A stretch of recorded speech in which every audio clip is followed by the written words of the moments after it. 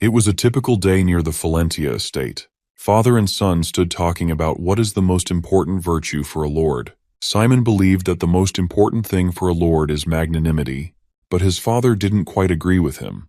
Richard Valentia, Lord Leschel, believed that the most important thing for a lord is a warm heart. But the other virtues necessary for a lord would depend on the situation. A lord must be able to be a friend, a family member, and sometimes even a villain. Simon will have to learn to be in each of these roles. But no matter who he will be, having a warm heart, he will be able to form bonds with many who will meet on his life's journey. Suddenly they were interrupted by one of the workers, whose name was Charles. He was very tired from his work and asked the Lord for a favor. Richard asked Simon and Charles to move away and got down to business. As you can see, Lord Valentia is not a simple man at all. He wields powerful dark magic also known as necromancy. With his spell, he summoned a dozen skeletons. They were fearsome in appearance, and we are used to associating them with instruments of darkness, cruelty, and murder. But these skeletons were not like that. Charles immediately pointed them to a pile of logs, which they immediately began merrily carrying, making the work of the workers many times easier. For Richard, helping his people was a pleasure. Simon was proud of what a great necromancer his father was, that he could provide his workers with additional labor using undead. Before we go on to explore Simon's fascinating story, let's learn a little about the history of the necromancers of this world. In this world, necromancers are special magicians who use black and dark magic. With its help, they can summon and revive long-dead creatures. Once upon a time, an emperor lived in this world who wanted to destroy necromancers so that they could not influence his empire in any way. He ruled the empire of Thalhern, and for this task he sent 50,000 soldiers. This army was called the Rose Brigade. The headquarters of the necromancers was in Kazan, and they knew what the emperor was planning against them, so 10 necromancers opposed the emperor's army. Only 10 necromancers, but all 50,000 soldiers of the Rose Brigade were destroyed and turned into the undead. Thus began the destruction of the empire. The destruction of the Rose Brigade eventually led to the surrender of the remnants of the Thalhern Empire. In order to take revenge on the arrogant emperor, necromancers turned him into the undead, and the emperor met his miserable end in the form of a rotting corpse, permanently sitting on the throne of the empire. Thus began a new era of necromancers' rule. They were able to conquer half of the entire continent without meeting any worthy resistance. But another force stopped and threatened the dominance of the necromancers, ruling the other half of the continent. These were the priests, the only antagonists of the necromancers who served and worshipped the goddess Devi. But for now, there was a fragile peace between the two opposing forces on the continent. Yet in the small town Lashhill, things were calm and friendly. Humans and undead worked side by side, and Richard's use of necromancy served a good purpose. Later that day, Simon returned home. He entered a small but pleasant house for lords. His mother, Anna Valentia, waited for him. She greeted him kindly. Anna was once a priest, and she could use bright, holy magic. In the kitchen, she boiled laharka mushrooms, which looked poisonous. Simon worried about them, but Anna was calm.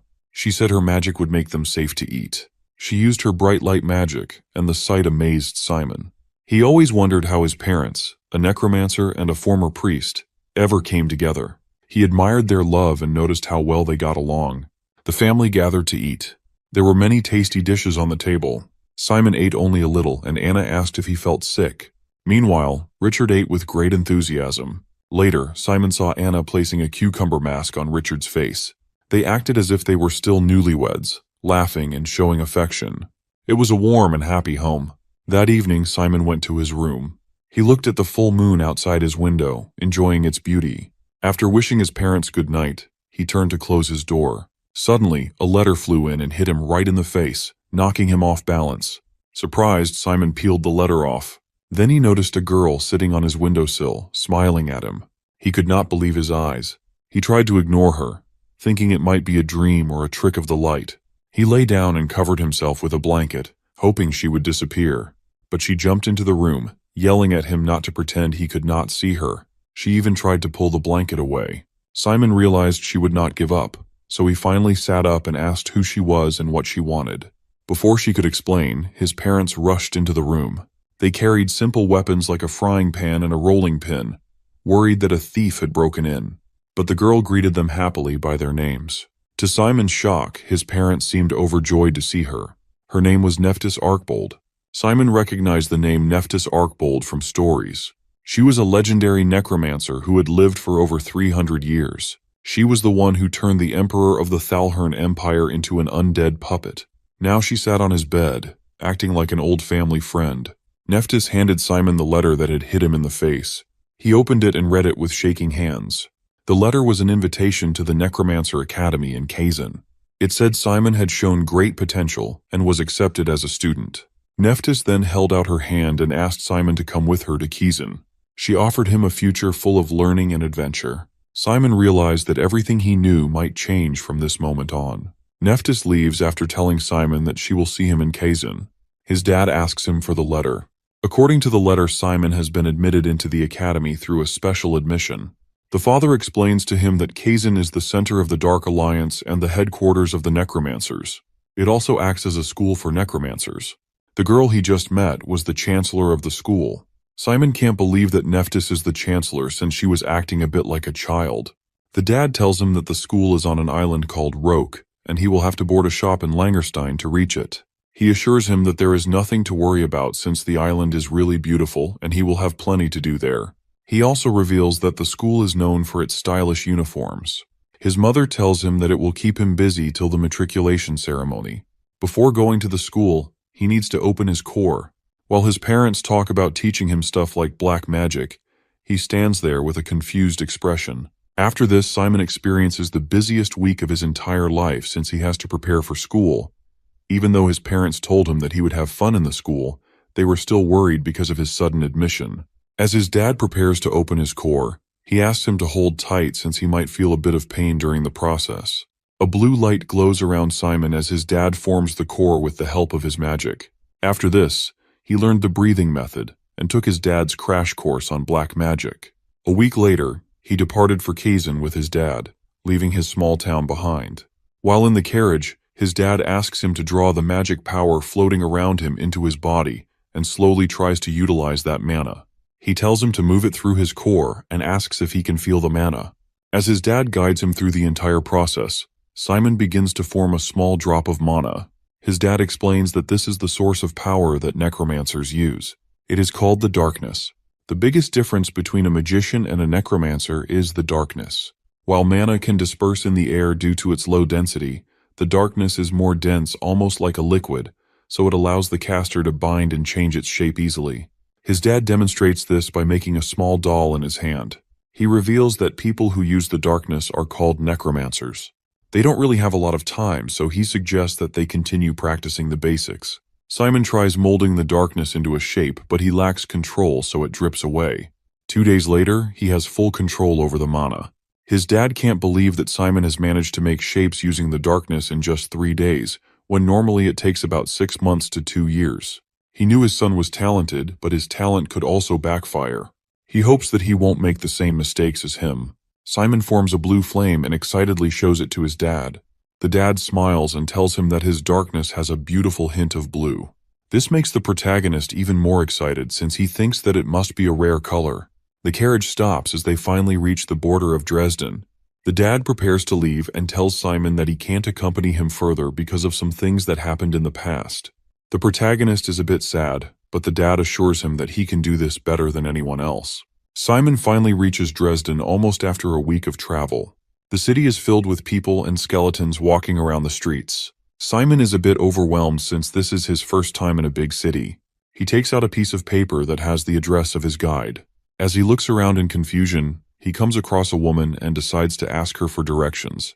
When she turns around to face him, he nearly freaks out and starts trembling since one of her eyeballs is dangling out of her eye socket. He calms down a bit when she politely tells him the address. After he thanks her and leaves, another guy wearing a hat walks over to the woman and asks her for a favor. Meanwhile, the guide is still waiting for Simon. She wonders if he got lost in the city. She is not completely off since in reality our boy is being surrounded by a bunch of goons.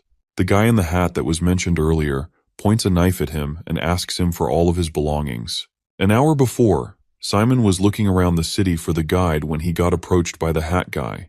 The guy told him the address and asked him if he was going there. He claimed that he was the guide sent by Howell and told him that he started searching for him after assuming that he had gotten lost. The man introduced himself as Rowley and asked Simon to follow him to his lodging. He also warned him of crooks and robbers in the area since it was a big city. As they walked, Simon casually asked him if that was the reason why he was also trying to rip him off. This completely shocked the man. He immediately turned around and nervously denied it. Simon told him that he was looking down a lot and also felt his lower vest. This indicated that he was probably checking for his knife. The guy told him that it was for self-defense. However, our boy revealed that the name he gave him earlier was the name of a goat living in Leschil. The guy started trembling and asked him why he followed him if he already knew all of this. After that, he pulled out his knife and called the rest of his gang. Simon refuses to give anything to the man. Hearing this, a guy standing behind him pulls out his knife and starts charging at him. Our boy effortlessly dodges the knife and grabs the man by his hand. He tells him that he has already dealt with people like him back in his hometown. Simon says that it is his duty as a successor of the lordship to clean dirt like them. Hearing that he is a noble, the robbers can't let him go anymore. Suddenly, the guide shows up. She reveals that she started looking for him when he didn't show up on time. As she casually walks towards the goons, she calls out to Simon and tells him that she had been waiting for him and came to get him when he didn't show up. She smiles and says that it seems like he is dealing with something else. The bald guy is still convinced that they can take on both of them since they have the numbers. Suddenly, they all hear the sound of bones snapping from a nearby shop. The girl asks them if they remember that the building in front of them is a skeleton shop. Moments later, several skeletons jump out of the building and charge at the men. The skeletons overpower the goons easily and they start begging for mercy. The girl asks them the name of their group. It turns out that they are from the Cleven clan. Hearing this, the girl asks the bald guy to make the leader of the clan surrender himself to the guard headquarters while dragging his face to the ground. If he sends a fake or his face isn't graded enough, she will wipe out their entire clan. After this threat, the goons leave in a panic. She then casually turns towards the protagonist and tells him that she is his real guide. Without waiting for his answer, she grabs him by the arm and takes him away to meet her mom. As she looks for her mom, she finds her buying some ice cream. The mom starts trembling since the girl orders her to stay put. While the two of them are having their argument, Simon cannot believe that Nephthys is the girl's mom. She calls out to him and asks him if he has learned some things from his father. He shows her the dark flame, which makes them both impressed. Nephthys then leaves her daughter Lorraine in charge of Simon and leaves. After the mom leaves, Lorraine introduces herself and reveals that she is also a student of Kazan like him. She grabs him by the arm again and takes him shopping for the new semester. Lorraine takes Simon to the library. She gets them their course books, informing the main character that he has to finish all of them in first grade. The girl goes away to get the last course book. While waiting for her to come back, Simon realizes that he has never been around his peers, which makes him even more excited for his upcoming days. While he is in his thoughts, a girl comes and stumbles upon the books. Both apologize to each other for their distracted minds. The girl helps Simon in putting the books back into the racks. She introduces herself as Cindy, who is also a new student like the main character. She is from a small town like Simon, and is excited to meet new friends. The protagonist promises her that he will stay in touch with her when they join the school. Cindy turns away saying goodbye, but Simon stops her. He asks her for his wallet that she has stolen. She is amazed at the main character's attention, as she thought he did not see her stealing the wallet due to her spirit magic. Simon reveals that he saw the wallet floating in the air. His attentiveness makes Cindy more excited for her upcoming time in the school, as she expects other students to be as surprising as the main character. Simon wonders if Cindy is too shameless to be a pickpocket. She does not bother Simon's remarks. She plans on seeing the main character on campus for 3 years if he opts for spiritology as his major. Cindy also invites him to be her competition in school when the time comes. She throws his wallet back at him. The girl takes her leave, reminding Simon to remember her when they see each other at school. Just when the girl leaves, Lorraine comes back without the book. She could not find the last course book as it was out of stock.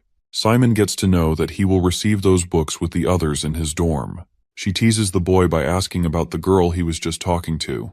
She wonders if the main character has made his first friend in school. Simon blushes, admitting that he made a friend.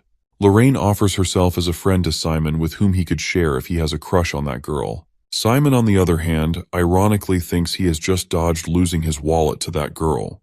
Lorraine suggests they should buy a bag for the main character. The bag that they are going to buy is not an ordinary bag. It can rather be considered as an inventory for the necromancers that they call subspace. They see the lady at the bag shop who knows they need a bag for Simon as Lorraine has already bought her bag. As the protagonist is new to all this, his friend wants a subspace that has the least limitations. The lady shows them an exclusive ring that is not even on the market yet. Simon wears it, letting the darkness flow through him. He sees a handle in front of him and uses it as a lever. The handle reveals the subspace, which is the latest Gelen Eclipse product. That subspace can load up to 4,000 UB. The best thing about the space is that it can open up on uneven surfaces and slopes. Moreover, the inventory features 7 magic spells, including the temperature control and grade 1 preservation spell. Wearing that subspace will activate the invisibility spell that can aid in hiding one's location from the enemies. Upon asking, Lorraine comes to know that the bag also features ejection. Simon wonders about the bag's price given all the amazing features. To his fear, the bag costs 5,000 gold, which is way more than his town's several years' budget. Lorraine comes to the rescue and pays for the bag. Simon admits that he would not be able to pay such a huge amount back. But the price has been paid by Lorraine's mother, who is indebted to the main character's parents. Simon insists on returning the favor, but his friend assures him that they only want the main character to do really good in Kaizen, nothing else. He pledges to work hard and leaves with his friend. Their schedule does not end here. They still have to enjoy the day. Lorraine takes the main character to shoot plush dolls. Later, they visit the highest point of the city and see lanterns. They end their day watching these lanterns lighting the sky when Lorraine predicts that Simon will do good at Kaizen. Simon and his friend are having dinner and he impresses her with his table manners. The reason for such impressive manners is the main character's noble family and his father's strictness about etiquette. Lorraine advises him not to brag about his status at the Academy, as 30% of the students in Kaizen are commoners and their selection is totally merit-based. She also offers him assistance if he wants to ask anything about the Academy. Simon asks about majors. He gets to know that there are 9 courses in the first semester of first grade, 7 majors and 2 minors. In the next semester, the students will choose the electives. Once they are done with the first grade, they will have to choose their major in the second grade. One has to figure out which subject they are best at and focus on their main courses. Only those with grip and strength on their subjects will be preferred in group tasks. Simon is really impressed with what Lorraine did that day when they first met, therefore he is interested in taking Summonology as his major. This makes the girl excited as in her opinion Summonology gives off orthodox magician vibes. They keep on talking, and Simon gets to know about Professor Hong Peng and other amazing faculty members at Kaizen. She drops him off at night as her mother would beat her if Simon gets late because of her for the next day. Simon has a really great time with her. When she is about to leave, she turns around and confesses something. She is also a new student like Simon, which means they will meet again at the campus. She has not purposefully concealed this fact during the day, but she has not found a proper time to say it to Simon. She takes her leave, reminding the main character to become friends if they meet on campus. The scene changes to the next day when Simon and the other students are ready to go to Kaizen. Every student has his own unique style, which makes our guy a little worried about his style. Simon remembers that Lorraine will not be with them as she is taking another route. All the students have to be on board a ship that is unusually anchored. Simon confirms his identity. While he is about to board the ship, he hears something. The voices of a boy who is at the top of Kaizen's waitlist yelling at a servant. The boy named Lucius is from a noble family and is not ready to accept his failure when the servant tells him that he is not on the admission list. The boy does not believe it and wants him to contact the authorities at Kaizen. On the other hand, the servant politely requests him to go back. He grabbed the servant by his hand, showing his power. Simon comes to the rescue of the poor servant. He grabs Lucius by his hand and crunches it badly. Meanwhile, Professor Sillage comes and he takes this matter into his own hands. The boy requests to call Nephthys. The professor does not even listen completely to what Lucius is saying. He clicks his fingers, uses hematic black magic, and splashes Lucius's blood all around. He orders the students to quickly board. The professor's amazing magic spell makes all the students wonder if they will be able to take his course in first grade. Simon is still worried about the boy. The professor assures him that he is not dead. Once all the students are on board the ship, there is an announcement that the ship may feel a little turbulence. All of them have to remain seated until the next announcement. Everyone wonders how the ship will sail due to its unusual anchoring. Soon they hear a noise which they suppose is of the waves. But to their surprise, the noise is of a huge whale. The whale is many times larger than the ship. Before the students get any time to comprehend the situation, the whale eats the whole ship. Soon the students realize they are inside the whale's stomach. That huge whale travels across the world and is famous for even taking bites at the harbors. Moreover, the whale transports new students to Kaizen as the fastest transportation means. There is a huge space inside the stomach where other people are living as well. A student named Rowan, who is also new like Simon, starts talking to him. He is impressed with how Simon stood up in that awkward situation created by the waitlist guy. He humbly takes the compliment. Rowan is eager to know about the kind of admission test given to Simon. He himself got in by causing darkness to shift shapes. Simon at first wants to tell him about the way he got in. That is through Nephthys's admission letter, but he hesitates. He fears that he could get into an issue of fairness if he tells the truth about his admission test. Therefore, Simon lied about his admission test to be the same as the other boy. While the boys are discussing the test, they hear an announcement. According to the announcement, they all have to be seated again since they are about to reach Kaizen. Simon notices that the waters in Whale's stomach have become rougher than before. Once all of them are seated, the professor uses a spell on the ship. He also announces that the ship will again face turbulence while arriving, so everybody should hold the handrail. Before the student could reach the handrail, all of them crashed along with their luggage due to the turbulence. Soon a bright light appears and the ship flies out of the whale's stomach into the sky. The professor lands the ship safely using his spell while Simon watches in awe. Once the ship lands, the deck opens up in Kaizen. All new students line up in rows of 4 to receive their uniforms. The male and female students head towards separate dressing rooms in opposite directions. All of them need to assemble again outside after 5 minutes. Simon quickly dresses up. The uniform is as graceful as his father has described to him. The jacket in the uniform even has a spell on it which makes it even sturdier than armor. After dressing up, everyone assembles again outside and marches towards the auditorium. While they are outside, the boys, as expected, notice that the girl's uniform is prettier. On their way to the auditorium, Rowan catches up with Simon and admires how he looks in the uniform. The main character's new friend is excited to be at Kaizen and wonders if it's even real. Soon they are in the auditorium among the other 1,000 students who enrolled in grade 1. Only 300 students will get a chance to reach the 2nd grade, and the size will shrink to 150 in the 3rd grade. That means only 30% of these new students will be able to sit in 2nd grade. The competition between these students must be fierce, and they have to watch out for top students if they want to reach the 3rd grade. Among them is Cerna Eindark, the successor of Ivory Tower, Darwin Carradine, Jay Sanders, and Chattel Mayer, who is a huge guy.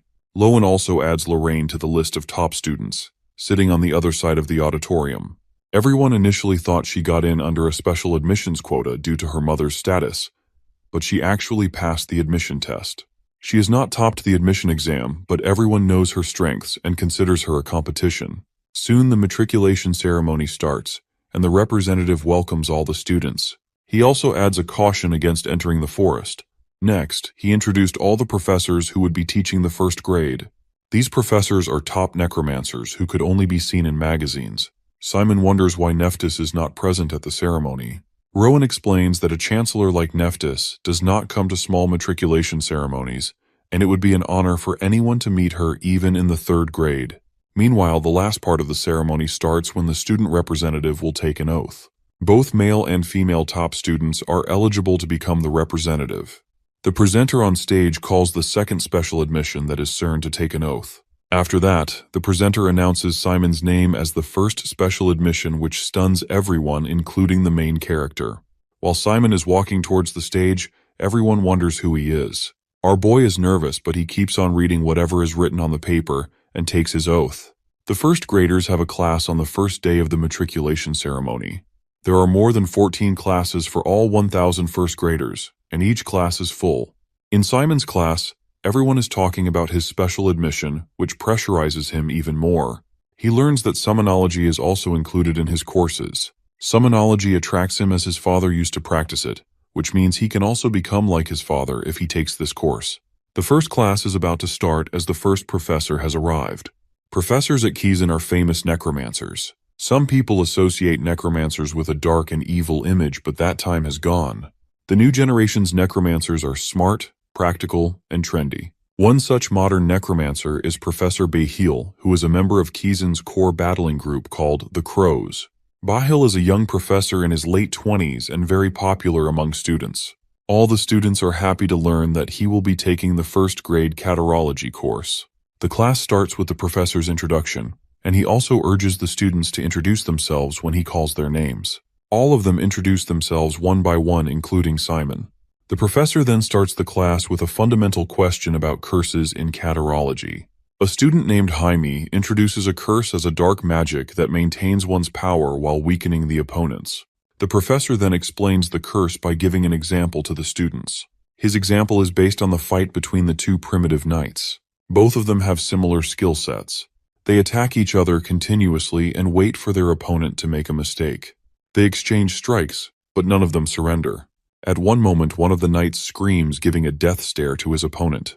The opponent knight flinches and turns pale. Finally, the sword slices through the opponent's shoulder, spilling his blood. The other knight attacks his opponent's legs, impeding his movement. Next, he throws sand into his opponent's eyes and removes his helmet. The battle intensifies, and at last, the knight finally cuts through the opponent's head. Through this example, the professor proves that even the most primitive and barbarous battles of clashing weapons are just a series of actions. These actions are used to weaken the opponent and achieve victory. The professor also demonstrates how modern necromancers fight. They defeat their opponents by just a single move. He also explains that curse is the lightest and simplest structure among different black magic spells. Moreover, its activation is quick, which makes it even more popular. The spell can totally shake the opponent even if it needs a little effort. He then takes a few steps towards the students and decides to practically demonstrate the theory. The professor picks up a student and snaps his fingers to use his spell on him. The student falls down on the desk and Bahil takes out his knife. This practically illustrates that the necromancers can take down their enemies in just a single move. Students understand the power of curse in catarology through this stunt. After such a wonderful teaching methodology shown by Professor Bahil, it is evident that 80% of the students will take his course again in the second semester. The professor also suggests the students should work on their specialties while cursing so that they can have an upper hand on their enemies. Students learn that catarology is the core of modern necromancers because it is the most effective way to stand against the priests. The professor explains the way priests and necromancers go against each other. He tells the students that while necromancers have curses, priests have blessings. The main difference between a blessing and a curse lies in the fact that one strengthens the target while the other weakens it. He then asks the students how cursing is better than blessings. Jamie raises her hand and answers. She says that a curse is faster to cast than a blessing, therefore it can weaken the target faster than the blessing.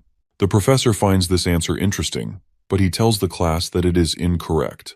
As per the scholars, if only casting speed is considered, the curse is a bit slower than the priest's blessing if it has to be cast through an opponent's resistance. Professor Bahil asks if anyone else wants to answer. Hector raises his hand and answers, saying, "No one trains themselves for when they are weaker." The professor is impressed by his answer and mentions that he will remember Hector's name. He then explains that weakening spells cannot be warded off with training. Everyone trains for regular conditions. He also explains that the measure of our skills depends upon how well we can perform, given the fact that all environmental factors are under control. He goes on to explain that human beings are more sensitive creatures than they seem.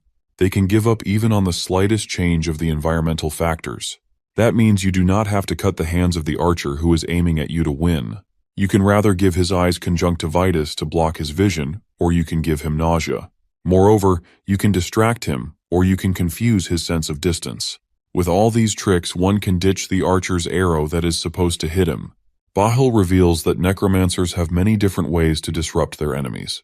He exemplifies saying if any of them have a stomachache or are tired, they will not train for curses, instead they will take a day off. Therefore, he suggests to the students that they should learn how to weaken their enemies rather than strengthen themselves. Meanwhile, Kizan's staff comes with correction devices for all the students. The professor announces that they are going to learn how to cast a curse. It is a bit embarrassing for Kizan's students to use a correction device, but since it's their first day, they have to use the device. Bahil eases their hesitation, saying it is okay to use the correction device to get the hang of it, but the students should not rely on it much. The first spell that he chooses to teach is the exhaustion spell. He instructs the students to hold on to the handles of the correction device and transfer their darkness into the mold made on the device.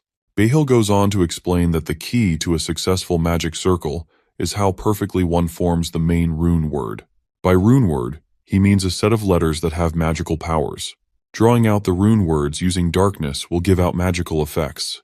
Their professor then instructs them to lift the magical circles that they have made in the molds. Many students, including Simon, successfully lift their circles, but just a few moments later their circles start to collapse. According to Behil, that happens when someone doesn't refine their darkness properly or their binding is weaker. He encourages them to try again. Those who are able to maintain their circle in the air, he instructs them to start the actual practice. Each of them has a plan along with their correction device. The students have to aim their circles at the plant and use their curses. If they see any change in the plant, that means that the curse is successful. Some of the students cast the spell successfully while some, like Simon, are still struggling. The professor sees a difference in skills among his students. He instructs them to keep on practicing the speed even if the students are successful in casting the curse once. Those who have practiced it perfectly with the correction device are now instructed to do it without using the device. Most of the students in the class are able to do the spell except Simon. This frustrates him as he tries again and again to form a perfect circle. He wonders what is wrong and remembers what Nephthys and her daughter said about the vapor state of his darkness.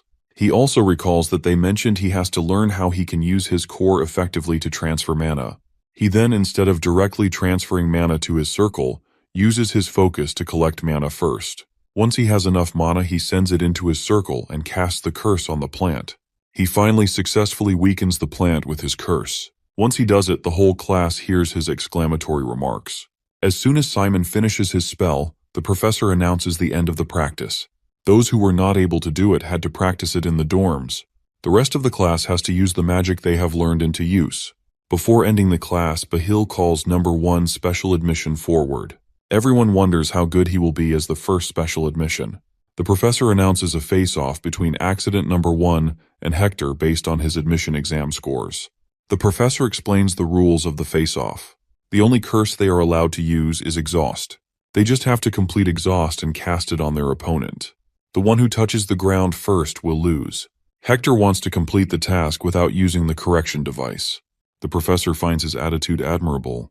He wonders if Hector seems pretty smart for his crude looks. He must have remembered what Bahul said before about using the correction device. Therefore, he suggested against using the device to impress his professor. On the other hand, Simon wants to use the correction device, and the professor agrees. The professor wishes them luck, and they both start on his mark. Simon is a bit nervous, but he reminds himself to do it just as he did it last time. Just as Simon is thinking about making the magic circle, he sees that Hector has already cast the spell without using the correction device. The protagonist feels weak after just one hit. He focuses on making his circle, but it collapses. He decides to start over because even if he heads it, it will not be effective. While thinking about starting over, Hector hits him with another spell. Hector sends 5 more spells towards Simon, and he's not even able to make one. The whole class wonders if he is number 1, as he has not even been able to cast a single curse against Hector. He wants the main character to surrender. The professor is watching the face-off closely. He observes that Hector is actually a great talent. Apart from his talent, he also has the mindset of a top Kizan student. The professor thinks he will become an outstanding student who will survive until the 3rd grade. Simon, on the other hand, does not impress the professor as the number 1 special admission. In the professor's opinion, he has no proper prior experience or basic knowledge about dark magic. He wonders why Nephthys chose Simon as number 1. All 4 special admissions at Kizan are invited without taking the admission exam. All of them are supposed to be the talent of the century, especially the number 1 special admission. The number 1 is always picked by Nephthys herself, who proves himself to be the most prominent figure in his field. Therefore, Behil wonders what has Simon actually done to become the number 1. The professor notices Simon's stamina. An ordinary student at Simon's age would have given up at the 4th exhaust. However, the protagonist is still not giving up even after the 9th exhaust from his opponent. Although Simon's stamina impresses the professor, he thinks that his strength would be a better fit for magical combat, rather than catarology. Meanwhile, Simon finally manages to float his circle and use curse. To everyone's shock, our guy's single curse was so strong that Hector almost fell to his knees. He wonders how someone can do such an intense exhaust spell. Simon's opponent is not ready to lose by just one spell, as he has already made the protagonist exhausted by back-to-back curses. He uses his final exhaust that sends Simon to his knees. The professor announces Hector as the winner while appreciating both of the participants. The class ends. The professor is still in awe of Simon's only exhaust. His curse beats all of the exhausts that Hector sent. Professor Bahil has never seen someone make such a powerful move. After watching such a wonderful strike, he is now adamant that Simon would take catarology by any means. The scene changes to Simon being completely exhausted because of all of his classes. Another student sitting with him tells him that it feels exhausting because he is the top special admission pick. The competition in Kizan is fierce not only among the students but between the teachers too. They are required to show results and even get fired in the middle of the semester. For this reason, all of the professors try their hardest to take in good students. Simon finally realizes that the professors called him out in all their classes to check out his skills. Moreover, the girl who was chosen as his opponent was Malin Valine. She is at the top of the class and even their entire grade. Our boy couldn't win a single round against her, and it made all of the professors confused. They all expected him to be an excellent student, but he turned out to be a beginner. Simon thanks the student for explaining all this to him and asks him who he is. The guy gets annoyed and tells him that they all introduced themselves in Professor Bahil's class. His name is Dick Hayward and he is in the same class as Simon. He asks the protagonist how he feels considering that every student is talking about him. Simon tells him that they are probably just discussing how bad he is. They then talk about what happened in Professor Bahil's class. Our boy got hit with 10 exhaust curses, but he still feels that it was fun. This takes Hayward by surprise. He can see a twinkle in Simon's eye as he tells him that all of the classes are fun. He suddenly changes the subject and tells him that there is a serious issue. After Hector won the duel against him, he started forming his own clique.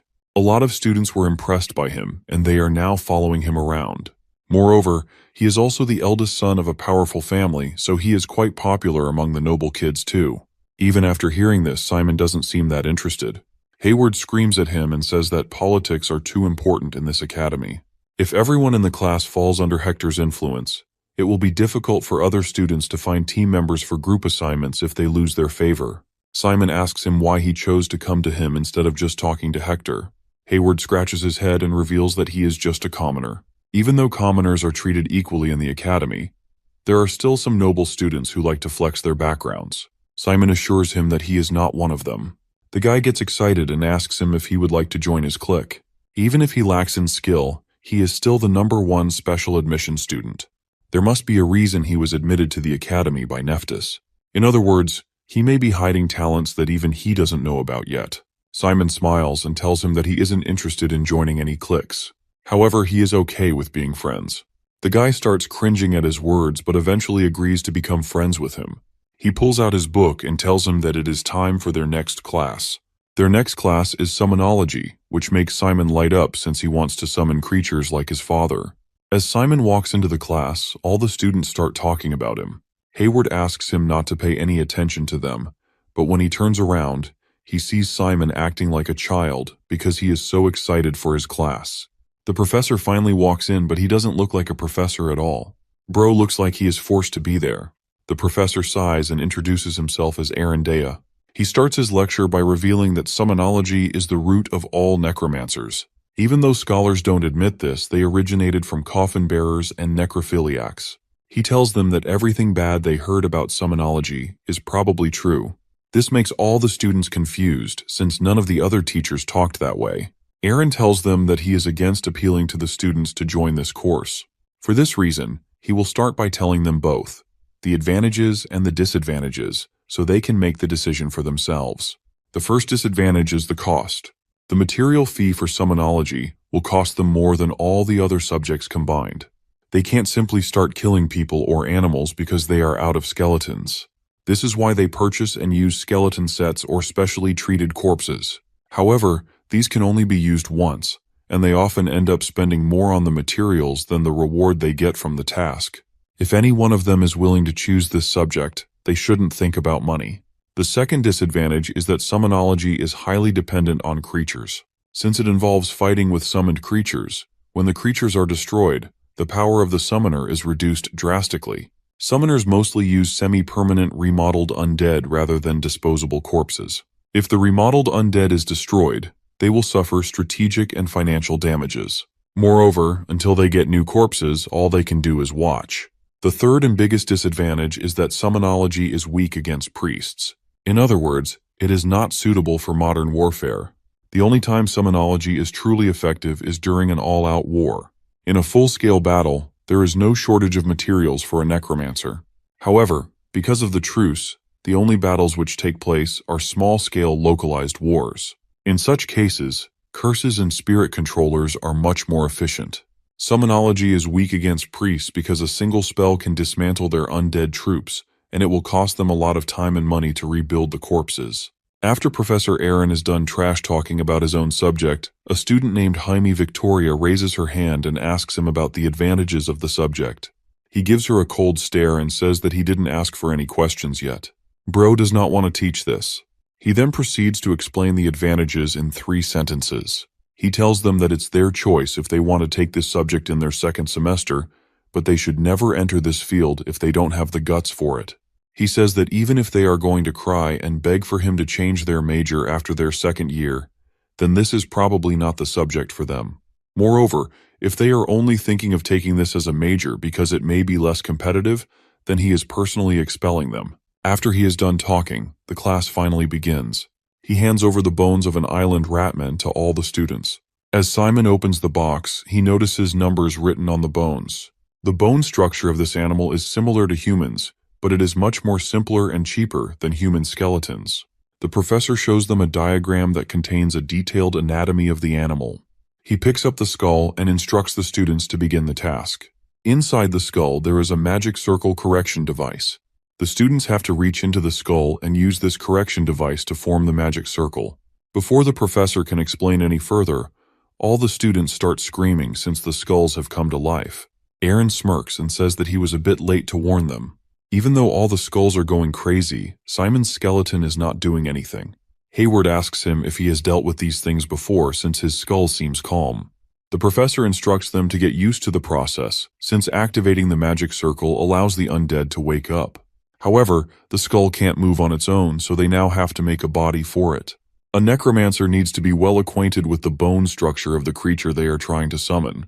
Humans have 206 bones, but smaller creatures like the island ratman only have 53. This makes them easier to memorize. For their assistance, the bones already have numbers on them. The students just have to place the bones according to these markings. With the help of the professor's instructions, all the students begin assembling their undead creature. Aaron stresses that they need to get the bone structure right since the wrong assembly will prevent the creature from moving properly. If they get the order wrong, the bones may break down at a crucial moment.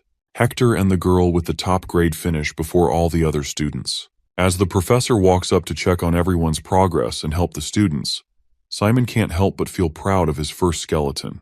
Hayward screams at him and asks why his skeleton keeps sticking his leg bone to the arm. Simon tells him that he probably has put them in the wrong order, so the skeleton is mistaking the arms for the legs. The professor finally announces that the time is up and they will do a demonstration for the final part of the class. As expected, he calls Simon and Hector to the front of the class. As they both stand face to face, Professor Aaron explains that they have 10 minutes. Their goal is to assemble a skeleton and use it to get the necklace. The person who has the necklace at the end of these 10 minutes will be the winner. They are not allowed to take the necklace by themselves or use black magic. Both the students begin opening their boxes as soon as the timer starts. As Simon picks up the skull, he is confident that he can win this. He decides to start by putting the spine entirely. To his surprise, the assistant hides the bone structure diagram, which means that they don't have anything to reference. Simon starts to get a bit nervous, but he is still sure that he can put together the skeleton using the markings on the bones. Unfortunately for our boy, these bones don't have any numbers on them. The professor reminds him in a harsh tone that the bones he used for his skeleton earlier were for instructional purposes. The skeleton sets sold on the market don't have those numbers on them. He looks at him and tells him that a necromancer should be well acquainted with the bone structure of the creature. Meanwhile, Hector is busy assembling his skeleton like it's his day job. Simon still hasn't given up since he thinks that he might be able to recall the order of the main bones. Professor Aaron looks at him and realizes that even though he is a #1 special admission student, he seems like he has never put together a skeleton before. On the other hand, Hector seems to have memorized the order and structure of the entire skeleton. He has also done a prep course which is also helping him. The professor thinks that he has some talent, but he doesn't feel the same thing from Simon. He thinks that Hector might be the only student in that class who has any talent. Suddenly, Hector's skeleton stands up and everyone starts cheering for him. He wants to crush Simon and embarrass him in front of the entire class. Without wasting any time, he sends his skeleton forward. The rat jumps on the table and immediately grabs the necklace. Both students now have only 5 minutes before the match ends. Simon is still in the process of assembling his skeleton. He realizes that he has a low chance of winning against Hector since he didn't take any prep lessons. Instead of relying on his memory and remembering the order of the bones, he decides to give it all up and just go with his gut feeling. Simon breaks down the skeleton and starts assembling it in a different order. All the students look at him in confusion as they wonder if he has already given up. Simon knows that his goal isn't to make the perfect skeleton, but only to get the necklace. He doesn't really have time to think about the complicated structure and just wants to assemble the skeleton as soon as possible. Simon takes a different approach to the entire structure and starts putting together bones based on his gut feeling. As the professor glances at his skeleton, he is shocked to see that Simon has actually assembled the skeleton of a gray rat. In other words, it was the bone structure of the island ratmen before it evolved. Even though the structure is not perfectly the same, it is still the undead, so he doesn't need to get all the details right. Professor Aaron wonders how someone without prep work is able to deduce this from his own reasoning, instead of relying on their knowledge. With Simon's skeleton in the game, all the students start to cheer for him. Hector is confused since he is the one who made the perfect skeleton in the shortest time. However, his opponent was taking center stage. This makes him furious and he sends his skeleton forward to attack the rat. With just a single blow, Simon's skeleton breaks down into pieces. Hector laughs as he thinks that he has won. Simon smiles at him and uses the arm bone of the skeleton to snatch the necklace.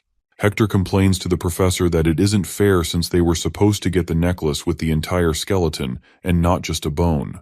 Simon snaps his finger, which immediately puts his entire skeleton back together. The time ends and Simon is declared the winner of that round. He excitedly holds his gray rat skeleton in the air to celebrate his first victory in the academy. In the teacher's room, all the professors sit together and discuss their first day of classes. The teachers discuss how great the students are in their class. One of the professors mentions the top grade girl, Malin, and says that she made a shenif poison on her first day. The other professor tells her that all 7 children from the Villain family are outstanding students. They also talk about Seren and a student named Chatel Mayer. One of the professors seems eager to take Chatel into her class. The other professors remind her that they are not allowed to get in touch with a student during the protection period. In all of this, someone mentions Professor Behil and asks him about his class. Professor Behil tries acting oblivious and asks them what they mean. The other professors want to know about the special admission number 1 student in his class. He says that the special admission student lost 10-1 against another student from his class. Hearing this, the other professors wonder if there is actually nothing special about the student. Professor Behil mentions that Simon did have great stamina since he was able to endure the exhaust curse 9 times in his first class. This is not enough to make him stand out, so the professors turn to Aaron and ask him about his experience with Simon. Without even looking at them, he says that he is a slow, mediocre boy, but he did possess some originality and creativity. While all the other professors start talking again, Professor Behil is still shocked by what Aaron just said. He knows that he is just putting up a smokescreen. For him to say such things about a student is extremely rare, which means that he must have really liked Simon. These were the best compliments that he could give. With this, Professor Behil starts to get more interested in Simon. He calls out to Aaron and asks him if he still stands by his statement from last year. He said that he didn't intend to directly mentor students anymore. Before Professor Aaron can even reply to this, Nephthys opens the door and enters the room. Professor Behil summons an ice cream for her, which she accepts immediately. After greeting everyone, she sits down and asks them about their first day with the new students. While all the other professors start yapping about their favorite students, Professor Aaron silently watches from a distance. Nephthys asks them to report any issues to her and to go home early since it's the first day. Professor Aaron calls her out and tells her that he wants to have a private discussion with her. All the professors are shocked and curious at the same time. Professor Behil smiles as he watches the two of them leave. He knows that Nephthys won't tell Aaron what he wants to know so easily. Back in the reception area, Simon and Hayward are busy finding a room. They can't seem to find a room with 2 open spots since most of them are already occupied. They were a bit late, and all the other students had already found their rooms. The girl at the desk apologizes to them as she informs them that there are no free slots for them on the 2nd floor too. The 3rd and 4th floors are also similar. Simon decides that it will be a good idea to check around the floors by themselves.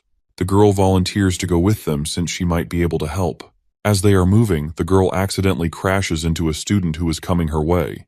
He pushes her away and starts looking down on her since she is just a caretaker at the academy. She starts apologizing, but the guys are not done yet. Simon interrupts and asks them if they don't see him talking to her. Hayward also joins in and mentions that they ran into her on purpose. This makes the students furious and they get ready to put up a fight. Suddenly, one of the students recognizes Simon as the special admission number 1 student and they all run away. The girl thanks him for helping her and they continue on their way to the upper floors. As she flips through the pages, she finds out that there is actually 1 room with 2 spots on the 4th floor.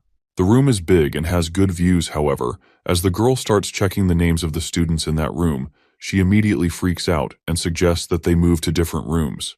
When they ask her what is wrong with the room, she tells them that it already has students inside.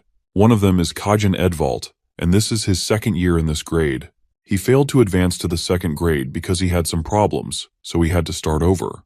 The girl whispers to them that a lot of his roommates requested to change their rooms. The students had bruises on their faces. Even though Kajin is strict in these cases, for some reason, Kajin managed to survive without getting expelled.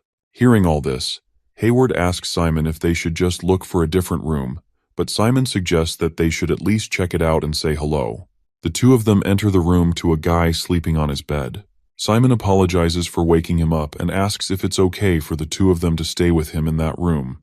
Kajin hits them with a murderous stare but soon goes back to normal when he realizes that they are just some new students. He tells them that they don't need to be so polite to him since he is in the same grade as them. He scratches his head and asks them to keep 2 things in mind as long as they stay in this room. The first thing is to not interfere in his business, and the second is to not disturb him before he goes to bed. Once he is asleep, they can do whatever they want. Simon asks him if this means that he is letting them stay in the room. Kajin turns away from them and says that it doesn't matter since someone is going to stay in this room eventually. The 2 of them stare at him silently as they realize that he has fallen asleep again. They leave the room and confirm to the lady that they are going to stay there. She asks them to let her know if there are any issues since she will immediately report them to the dorm master. After she leaves, the 2 go back inside the room and wonder if Kajin really won't wake up. Out of nowhere, Hayward drops all of his books on the ground. Despite the loud noise, Kajin is still asleep, which makes them convinced that he was not joking. Simon believes that he isn't really a bad person as long as they abide by his rules. Hayward tells him about a bathhouse that he spotted on the 2nd floor. The scene changes to Simon acting like a kid after taking the bath. Hayward asks him if he lives in the mountains since he has never seen someone so excited about a simple shower stall.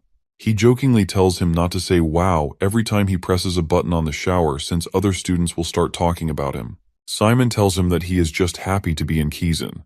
Hayward says that whether or not they stay in the academy will depend on their grade. There are only 300 students in the 2nd grade, and the only reason they have so many students in their class is because of the student protection period. During this period, professors officially cannot evaluate or grade students. They can't even talk to them or expel them.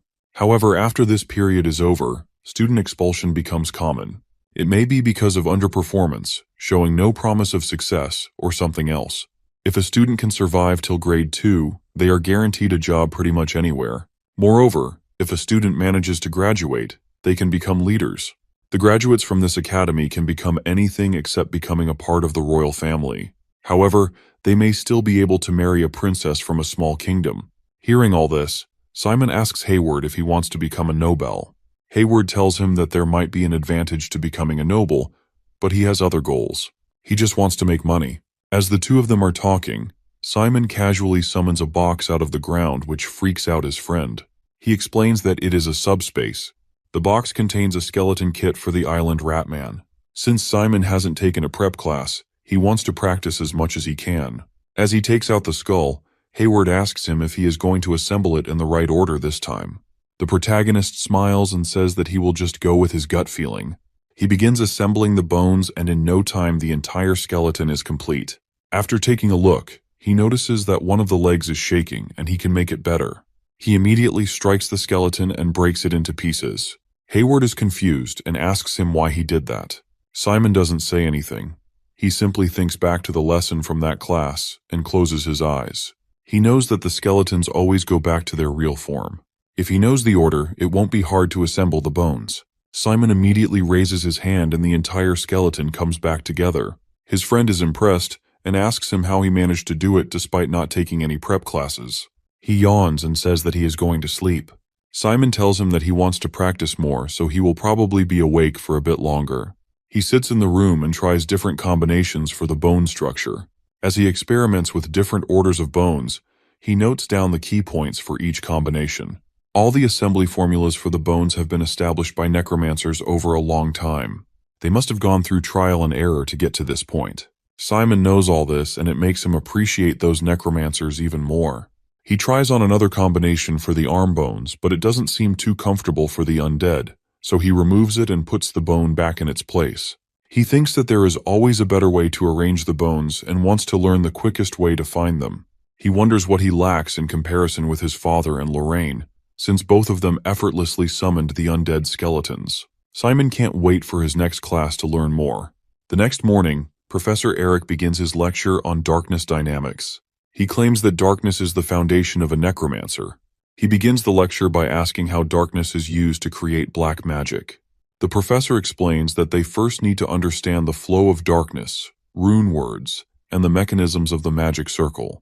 Rune's words began with the eternally burning torch of the Temple of Del. No one tried to question why the torch didn't go out because it was deemed as a disrespect to God.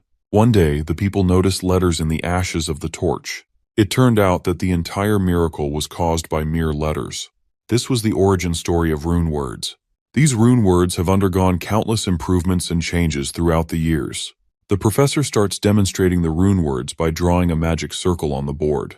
He draws 2 magic circles to give an example of how the rune words are used. One of the circles can't be activated because of an incorrect usage of rune words. The professor finally finishes his lecture and gives the students an assignment for the next class. They have to modify the non-active magic circle and make it work. Hayward feels exhausted after the class since he thought it was too boring. Simon, on the other hand, thinks that the class was okay.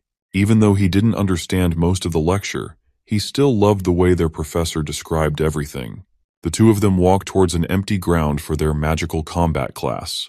The rest of the students are also waiting for the professor to show up. One of the girls notices something coming their way. It is a huge bloat of hippos running towards them. The students start to panic and gather around while the hippos run in circles around them. A man riding one of the hippos informs them that Professor Hongpeng will be holding her class at Roque Mountain.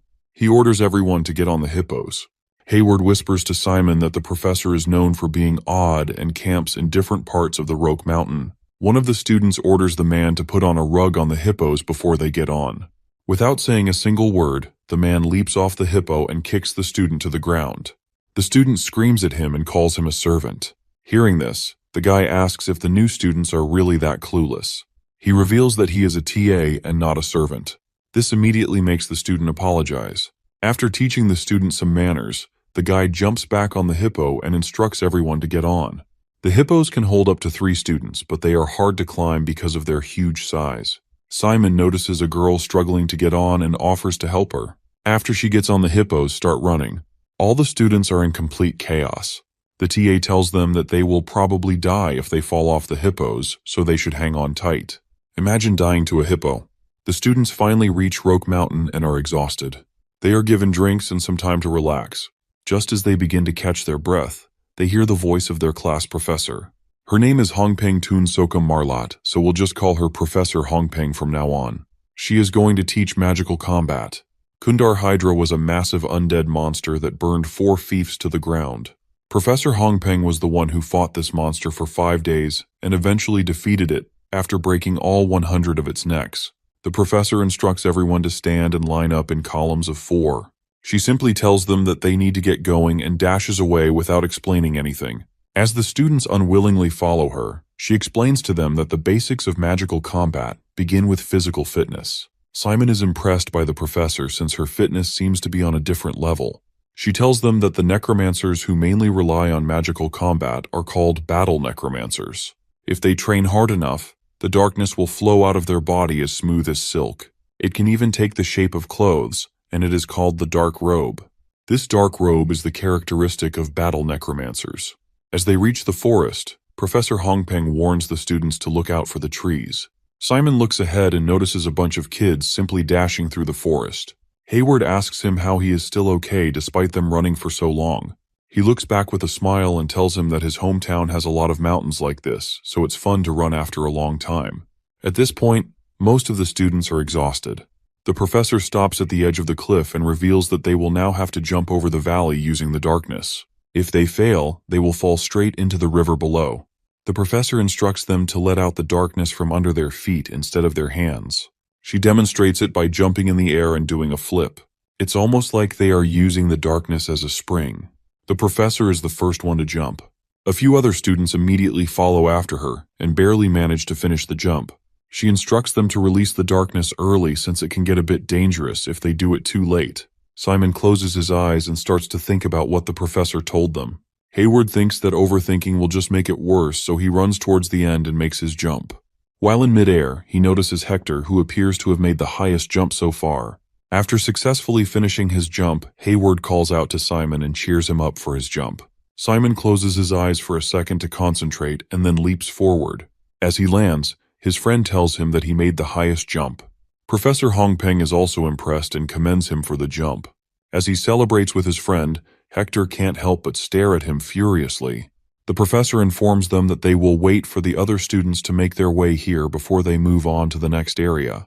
While they are waiting, Hayward takes out a nook that has the names of the students that they should try to recruit for the group classes coming ahead.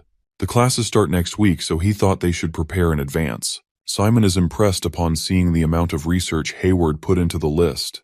He thinks to himself that his friend managed to find out things about other students, while he could barely even follow the lectures. Simon wonders if this was the reason he came to him and not Hector, because he knew he wouldn't get along with him. He asks him for his opinion on the students. Hayward tells him that most students in their class are talented. He points out to the girl who rode with them in the hippo and predicts that she might drop out after the protection period. She was among the 2 students who failed to make the jump. Suddenly, the teacher calls out all the students to start running again. As the students prepare to run, Simon notices a bloat of hippos running towards them at full speed. The students try calling the professor, but she is nowhere to be seen. As the hippos get closer, Simon uses the technique he learned in class to jump off the ground and avoid the accident. He wonders why the hippos are running at them since it is still the protection period. This makes him think that this is actually real and not part of the class. As he starts to worry about his other classmates, he notices that they already have the situation under control. Some of them used curses to put down the hippos, while others jumped on trees. He gets back down and realizes that he was worried for nothing. Even his friend Hayward managed to dodge the hippos by climbing on a pole. Seeing him like that, Hayward tells him that there is nothing to worry about since the hippos are under the control of their professor. Even though she is an expert in magical combat, she can also use the power of the druid bloodline. While he was up on the pole, he saw the hippos avoiding students who fell on the ground.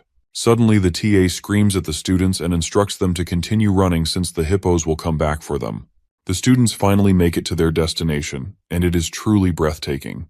The professor is standing in a grass field with beautiful flowers around. This makes the students light up and they hurry towards her. She tells them that she called Kizan ahead of time and arranged lunch for them. The students start cheering her on, and some even consider her their favorite. Hayward and Simon sit together and discuss the professor. Simon thinks that she is a bit different from what he heard before coming here. He heard that she was the most typical Kizan professor. Hayward can't believe this and asks him where he heard that. Simon can't reveal that he heard it from the daughter of the chancellor. The professor calls them out again and informs them that they are going to leave in 10 minutes. Meanwhile, Simon can't help but feel like all this is just the beginning. After lunch, Professor Hongpeng asked all the students if they were wearing the wristband she gave out. She instructs them all to let their darkness flow into the wristbands. As soon as the students release the darkness, they start to feel a heavy weight on them. There is an exhaust curse embedded on the wristband. The students have to make their way to the top of the hill with the exhaust curse pulling them down. The students wonder if this is even legal. All of them look exhausted and tired.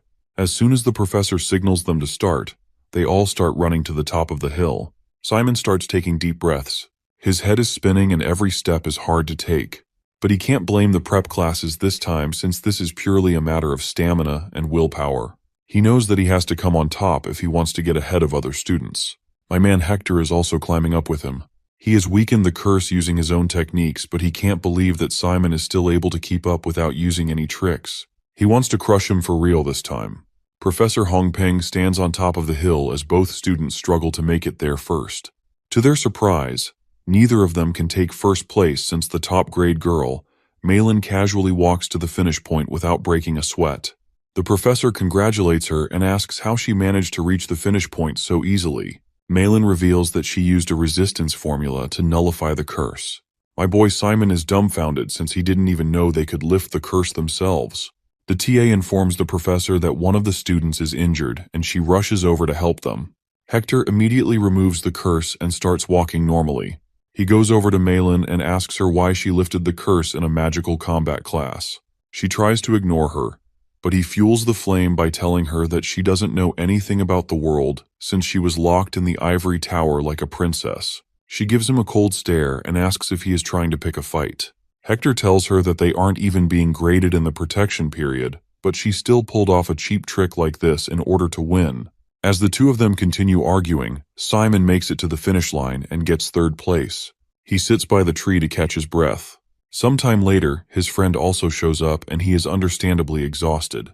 He tells Simon that he'd just die if they have to ride on the hippos again on their way back. The professor calls all the students to gather up and informs them that she has arranged a magic circle for them which will teleport them back. All the students start teleporting back in groups of 2. When it's Simon's turn, he gets teleported to a different location. It feels a bit like his hometown. Soon the door opens and Professor Hongpeng walks in. She apologizes to Simon for scaring him and asks him to take a seat. She explains to him that the magic circle was modified by someone. When they investigated further, they found out that it had a formula that would only react to the darkness of a specific person. In other words, it was made specifically for Simon. Once that formula is activated, he will teleport to a different place. She asks him if he knows someone who could be doing this to him. Simon tells her that he has no idea.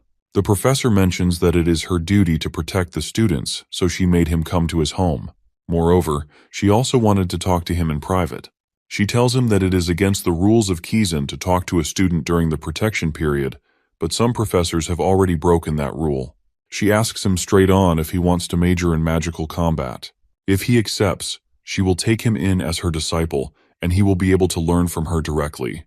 The performance of a disciple is directly linked with the professor's performance, and they can only take 3 disciples per grade. Simon is still in a bit of shock as he thinks about this offer.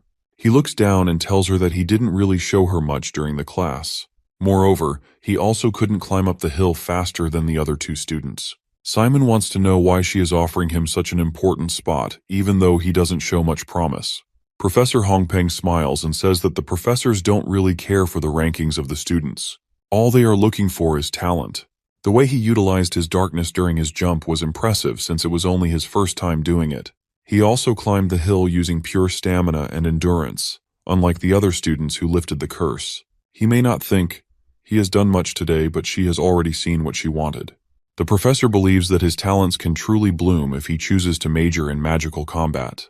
With the correct training, he may even beat her in a few years. Simon thinks for a few moments and respectfully declines her offer. He tells her that he has another field that he wants to explore for now. The professor thanks him for being honest, but mentions that she won't let him go completely. Since he still has a year left to decide his major, she will try her best to convince him to change his mind. Simon asks him why she is willing to go that far for him. Professor Hongpeng reveals that she is just curious how much he can grow. She asks him to come to her if he needs any help, even if he doesn't want to be her disciple. She then summons a different magic circle for him and tells him to keep all this a secret for the time being. Simon smiles as he says goodbye to the professor. After he leaves, the TA walks into the room and asks the professor about the meeting. She tells him that he declined. This makes him confused, and he asks her why doesn't she make an offer to Hector instead, who appears to be more talented.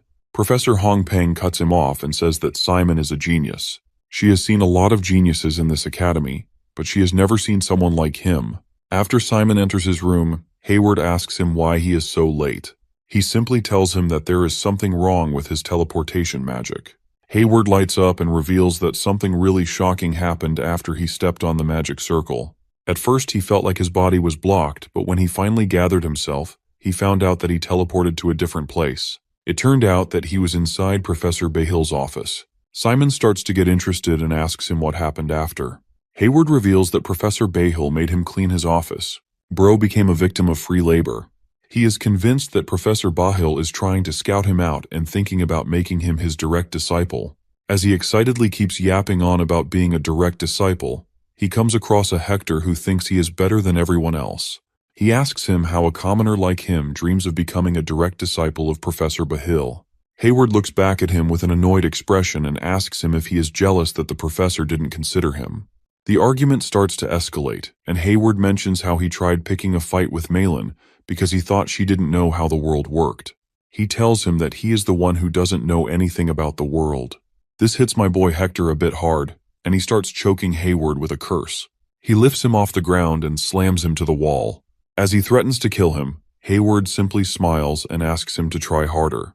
One of Hector's friends tries to tell him that he is crossing the line, but he isn't ready to listen. He simply shoves him off and continues fighting. At the same time, Simon jumps in to protect his bro. This is what Hayward wanted from the start. He creates a dark flame and prepares to fight him for real. Suddenly a bar of soap comes flying at him and barely misses. Cajun walks in and tells everyone to keep it down, or he will snap their necks. Hector tries to argue with him, but one of his friends tells him that he is the guy who got suspended for beating up other students. Hearing this, he decides to stop the fight. Before walking away, he turns to Simon and his friend, and warns them both to not do anything like this again. Simon tries to thank Cajun, but he tells him to shut up and walks away. This makes him think that he is truly not a bad person. Later, the two of them discuss their plans for the weekend. Simon says that he doesn't really have any plans, which annoys Hayward since he thinks that the way you spend your weekends is super important. He reveals that his weekend schedule is more important than what he does on the weekdays. He is planning to go down to Rochester, which is a nearby town, and start planning his business. Even though Kazan pays for the living expenses of students, it is not enough for the students once they move on to higher grades. They can aim for an academic scholarship, but Hayward doesn't think he can get the grades for that. He is going to use his specialty as a businessman to earn some extra cash on the side. They can't hope to survive on the living expenses given to them by Kazan, so students in higher grades have ways to make money on their own. It will be even harder for Simon since he wants to specialize in summonology, and that takes a lot of money. Simon never thought that they had to be efficient in extracurricular activities as well. Hayward asks him to wait for him to establish himself in the market, and he will be able to arrange a job for him as well. Our boy doesn't think that it's fair, so he tells him that he will look into making money by himself. Before Hayward leaves, Simon tells him that it's too late and asks what he will do if he gets caught. Bro simply tells him that he won't get caught and leaves. Simon has a bunch of sweats since he wanted to thank Cajun for what he did today. However, since he is not back yet, he starts eating them by himself. As he is busy eating, he senses someone watching him from the window. He looks back to find Nephthys looking at the sweets with glowing eyes. He opens the window and asks her how she even got here since his room is on the 4th floor. She gets inside without answering and starts eating the sweet. As the two of them sit together, she asks him about his first week in the academy. He says that he enjoyed it a lot, and now realizes that he is more suited for this school than he thought. Nephthys smiles it off and tells him that she expected him to struggle since he didn't take prep classes. Looking at him reminds her of his dad. She reveals that he was also a student of this school once. Unlike him, his dad was a complete troublemaker. On top of that, he was also really clever and talented, so he would get into trouble for making fun of the professors. Simon can't believe everything that he hears about his dad since he has a completely different image of him in his mind. He asks her if his dad graduated, but she tells him that he dropped out. He thought that the school was too small for him. She was also young back then, so she couldn't handle him well. She gets excited all of a sudden, and tells him that his dad turned the entire island upside down. He may find traces of his father if he looks a bit closer. After talking to him, she tells him that her evening schedule is about to start, so she will be leaving. Before she jumps out the window again, she thanks him for the snack and throws a piece of paper at him. He thinks that she may have dropped it by accident, but eventually realizes that it's for him. He opens the paper to find something that resembles a treasure map. The destination is marked by a skull symbol, and it lies deep in the forest. The next day, he stands in the middle of the forest, debating whether to turn back while he still has the chance. He reminds himself that he got permission to stay overnight and decides it would be a waste of time to leave now. As he walks further, he notices a warning sign about monster sightings. There are monsters in his hometown too, but he has no idea what kind of inhabit this forest. Looking around, he confirms he is on the right path. While walking, he hears a noise and wonders if it's something big. Before he can figure it out, a monster suddenly appears. It leaps at him immediately, and Simon barely manages to block its attack by drawing his knife. The monster is fast, making it hard to spot in the dark. When Simon finally gets a clear view, he realizes it's a werewolf, and a young one, judging by its size. If he had seen such a creature before coming to Kizan, he would have fled without hesitation. Without wasting any time, Simon summons 2 skeletons using the bones he carries, arming each with a knife. Standing beside his skeletons, he feels confident he doesn't need to run anymore. The werewolf growls and charges at him again. Simon orders the skeletons to attack, but the monster reacts quickly, smashing one of the skeletons into pieces. As the skeleton crumbles, Simon feels a sharp pain in his head. Meanwhile, the remaining skeleton manages to stab the werewolf. Simon quickly restores the shattered skeleton and sends it to attack again. While the werewolf struggles against the skeletons, Simon finds an opening and drives his sword straight into the creature. He catches his breath, realizing this is his first real battle since coming to the Academy. Back in his hometown, he would have run from a monster like this. But after only 3 days at Kizan, he has already learned to fight back. Simon wonders if he can survive all 3 years at this academy. Pushing the thought aside, he decides to clean up quickly before the smell of blood attracts other monsters. He notices one of his skeletons is badly damaged and cannot function properly. With only 1 skeleton left, he knows he can't afford another fight. Moving carefully, he navigates the forest and finally reaches his destination. To his surprise, the area is barren. Not even grass grows here. This suggests something is hidden underground. Luckily, Simon brought a shovel. He starts digging and eventually uncovers a strange device, large enough for him to fit his fist inside. He wonders if it's designed to react to darkness. Testing his theory, he activates the device and it begins to flash. Moments later, stairs materialize beneath his feet. Simon descends cautiously with his skeleton. At the bottom, he finds a relic with a skull placed in front of it. Simon realizes the entire building must function as a massive joint magical device, given the abundance of runic inscriptions. The skeleton nearby makes a noise and Simon asks if it has found something. He notices a handprint in front of the skull. Picking up the skull, Simon uses his limited knowledge of undead creatures to deduce that this skeleton is ancient and immensely dangerous. He wonders what such a thing is doing here. Suddenly, the other parts of the skeleton begin to move. Simon picks up one of the bones and realizes it's a number 2 bone. Carefully, he starts piecing the skeleton together, even though he has no idea how it will react upon awakening. There's a real risk it might attack him, but Simon feels compelled to proceed. Determined, he declares that now is the time to boldly face the unknown. Placing his hand on the handprint, Simon channels his dark energy, and the skeleton begins to stir. His only option now is to fully reassemble its body. After several hours, Simon is almost finished. He's relieved that his recent study of summonology has sharpened his focus. Without it, assembling the skeleton in a single night would have been impossible. Although he isn't entirely certain, the skeleton appears to have a human-like structure. However, its towering height, over 2 meters, makes the process challenging. Once assembled, the skeleton's size and ominous presence leave Simon unsure of his next move. Suddenly, the skull snaps into place and the entire building starts to shake. A deep, menacing laughter echoes through the room.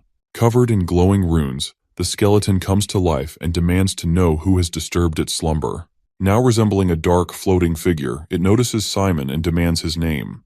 Panic-stricken, Simon stammers that his name is Simon Valentia. Upon hearing this, the skeleton lets out a chilling scream and asks if Simon is truly the descendant of Richard. Simon, still startled, replies that he is Richard's son. The skeleton remarks that Simon's dark energy feels familiar and confirms that only Richard's lineage could awaken him. Simon then asks the skeleton for its identity. Drawing its sword, the skeleton introduces itself as Fear, the master of a legendary battalion who once ruled the continent alongside Richard. When Fear asks how Simon found him, Simon produces a piece of paper and explains that Nephthys directed him here. Realizing the truth, Fear lowers his sword and proposes a contract.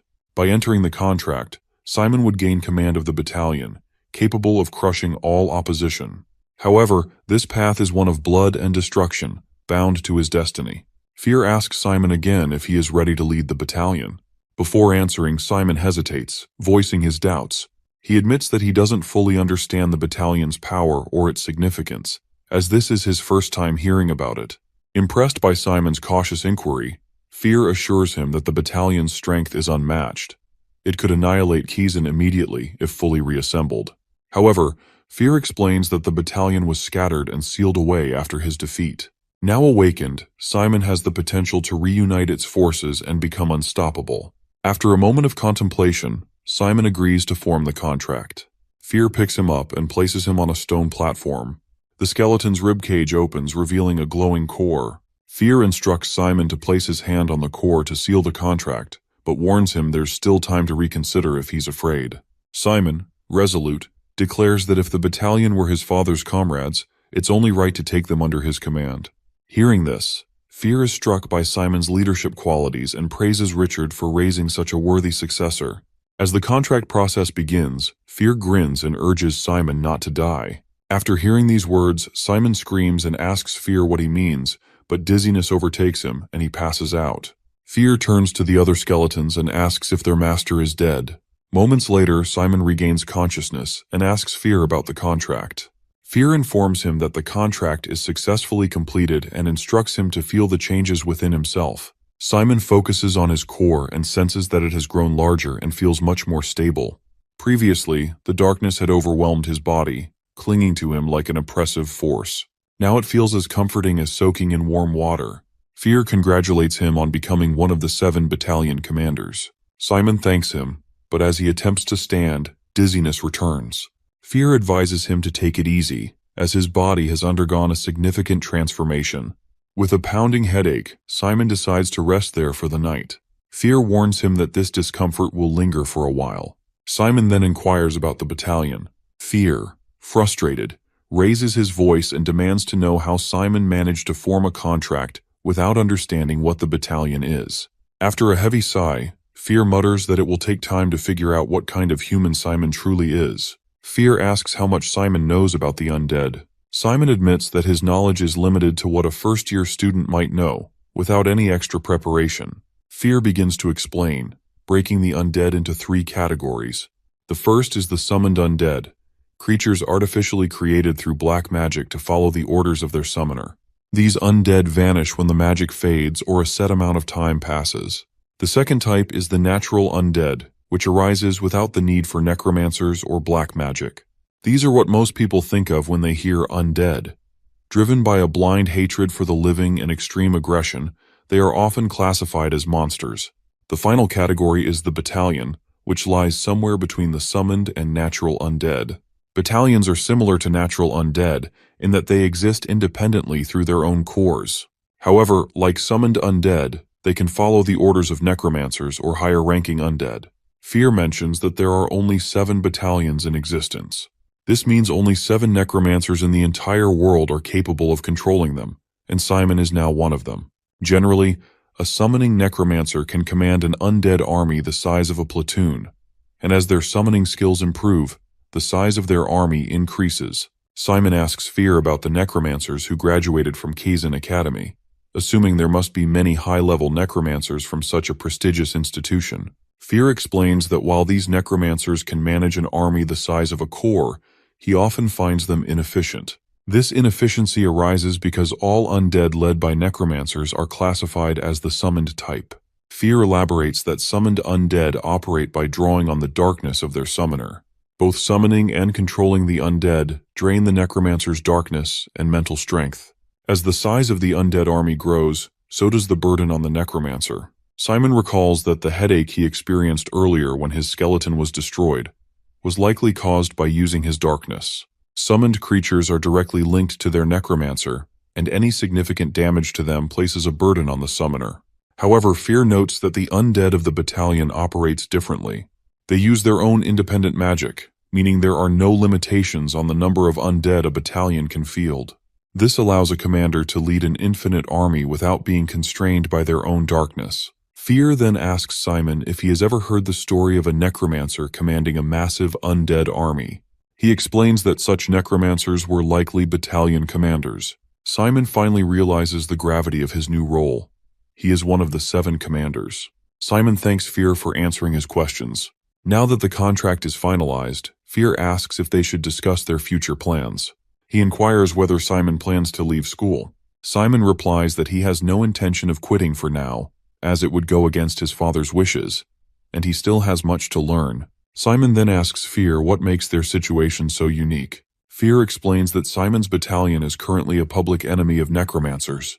In other words, they are a wanted group, primarily because of crimes committed by Simon's father, Richard. Hearing this, Simon recalls how his father could never enter the territory of the Dresden kingdom, likely for the same reason. Simon asks Fear what crimes his father committed. Fear reveals that Richard committed an unforgivable act in the world of black magic. His crime was treachery. Richard fell in love with a priest, a member of a faction that had been at war with necromancers for centuries. At the height of this conflict, Richard ordered his battalion to protect his lover and attack fellow necromancers who sought to kill her. Many necromancers died as a result, and an order was issued to exterminate Richard's battalion. That order remains in effect, even after the battalion's dissolution. Simon then asks if Fear harbors hatred for his father. Fear responds that the battalion does not feel emotions like resentment. However, if Simon were to follow in his father's footsteps, it would infuriate him. Fear reassures Simon that he doesn't need to feel guilty, as the actions were the will of their former leader. Despite this, Fear begins ranting about how terrible Richard was. Midway through his tirade, Fear realizes he is speaking to Richard's son. His realization escalates into a panic when he deduces that Simon's mother is the priest Richard protected. Simon smiles and confirms Fear's guess, revealing that his mother's name is Anna Falentia. Fear begins screaming in shock, demanding to know what Simon just said. Fear begins to break down as he realizes the new leader of the battalion is the son of both his old friend and his nemesis. Simon awkwardly watches him have a meltdown, unsure of what to do. He smiles again and says he's looking forward to working together. Fear screams at him, telling him to stop smiling because he resembles his mother. Eventually, Fear pulls himself together, accepting that the situation cannot be changed. They return to discussing their future plans. Fear advises Simon to focus on acquiring knowledge and growing stronger at the Academy. He warns him to keep the battalion a secret and avoid drawing attention to himself. Since he is Richard's son, it's inevitable that the adults will be suspicious of him. Moreover, there's no telling how necromancers would react if they discovered a freshman was leading a battalion. Simon asks if this means that stronger necromancers might come after him. Fear nods, emphasizing that this is why Simon needs to become more powerful. He must absorb all the knowledge he can at the Academy, ensuring the battalion slowly recovers its former glory. With the special circumstances they now have, Fear proposes an idea. Turning to a skeleton rat, Fear orders it to bring a lamp. Simon, curious, asks if Fear can control his skeletons as well. Fear explains that since they share the same darkness, all the undead Simon summons with his darkness belong to the battalion. While Simon is the first in command, Fear has secondary authority. However, the skeletons aren't yet incorporated into the battalion. Fear places his hand on the skeleton's skull and begins channeling darkness into it. The skeleton floats into the air, enveloped in darkness. When it lands, Fear announces that it is now part of the battalion. Simon examines the skeleton but doesn't notice any significant changes. However, when he looks into its eyes, he sees a dark flare. The skeleton now has a core. Simon points out that he can't bring the skeleton to school since it would draw attention. Fear reassures him that not all undead need to be incorporated into the battalion. Unless an undead has existed for a long time, like Fear himself, summoned undead are more effective in battles. He advises Simon to leave the skeleton at the base and continue using summoned undead at school as he always has. When the duration of Simon's undead expires or they become severely damaged, Fear explains that Simon can bring them back to him to incorporate them into the battalion and station them at their base. Fear advises Simon to grow stronger, noting that summoning exceptional undead will increase the battalion's overall power. Simon observes that the skeleton rat now behaves more like a natural animal. Fear explains that it shares certain traits with natural undead. But since Fear holds authority over it, the skeleton rat will come to him immediately if summoned. He then asks Simon how long he has been at the Academy. Simon replies that it has only been 3 days. Fear informs him that within just a few days, first-year students at Kizan usually begin receiving tasks. He predicts Simon will receive his first assignment soon. Students can travel to places like Roke Island and other parts of the continent via teleportation. When that happens, he plans to accompany him, providing an opportunity to operate the battalion and gather scattered forces across the continent. Simon is surprised by how much Fear knows about Kizan. Fear reveals that he spent his life observing Simon's father during his time at the Academy, including how he managed the battalion. Fear then asks Simon if he would like to hear more about his father's methods. Simon eagerly agrees, and they begin talking. Simon asks why the undead controlled by summoners sometimes behave unpredictably. Fear explains that it's due to the summoner's lack of understanding of the undead. Undead cannot be judged by common knowledge. What drives them is a strong nether will. When Simon looks confused, Fear elaborates, likening it to an unshakable determination. For example, if a summoner harbors intense hatred towards someone and wishes harm upon them daily, the undead near them will reflect that will. Even in the summoner's absence, the undead will act on that hatred, pursuing the target relentlessly. Fear reassures Simon that he will guide him through these nuances, so there's no need to worry. He then begins teaching Simon how to issue attack orders to the undead. Fear emphasizes that Simon must focus and strengthen his will, no matter who the target is. To demonstrate, Fear asks Simon to imagine the wall behind him as his enemy and to channel all his hatred toward it. As Simon stares intensely at the wall, the skeleton rat suddenly leaps at it and self-destructs.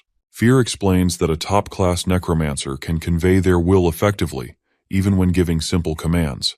He stresses the importance of using negative emotions, as they are the most powerful motivators for the undead. Fear then instructs Simon to command the skeleton to stop. Simon tries several times, but the skeleton refuses to obey. Frustrated, Simon lets out a deafening scream, and the skeleton freezes immediately. Fear is impressed, realizing Simon has just used an absolute command, a technique that demonstrates remarkable potential. He finally realizes that Simon is no ordinary boy. Simon feels like a mess because he struggles to control his undead properly. However, Fear reassures him that he did well. He tells him that he needs to train so he can command his undead with a single order. Suddenly, Simon feels dizzy, and Fear explains it's due to stress and the shock of what he just experienced. After a short break, Simon decides to return to Kizan since he only has permission to stay outside for a day. Fear gives him a small coin-shaped device and tells Simon he can use it to contact him anytime. Simon thanks Fear and promises to visit next weekend. He wears the device as a badge when he returns to Kizan. Fear is overly excited to be back in Kizan. He can't wait to see what will happen to the students after the protection period ends. When Simon asks him what he means, Fear teases him about the upcoming hellish exam. The night before, Hayward begins briefing our boy about all the lectures. Monday's morning and afternoon classes are on elementary black magic, which includes the infamous group assignment. Hayward explains that the group setup lasts the whole semester, so choosing the right members is vital for survival. Groups consist of 4 people, and it's best if each member excels in different subjects.